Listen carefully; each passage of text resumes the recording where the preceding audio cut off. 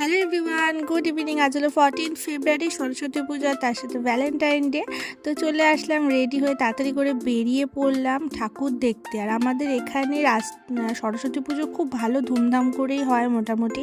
তো প্রতিটা স্কুলে খুব সুন্দর বড় করে পুজো করা হয়, প্যান্ডেল করা। ঠাকুরের মুখটা কি অপূর্ব সুন্দর লাগছে। ওই স্কুলে ঠাকুর দেখে বেরিয়ে আসলাম। আর একটা স্কুলে, এটা হলো বকুলতলা স্কুল, এটা বয়েজ স্কুল।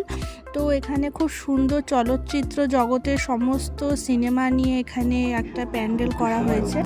কিছু অসাধারণ ছবি, যেমন সুজিত মুখার্জির বার্ষিক শ্রাবণ, নির্বাণ, হিন্দু সোসাইটির কথা।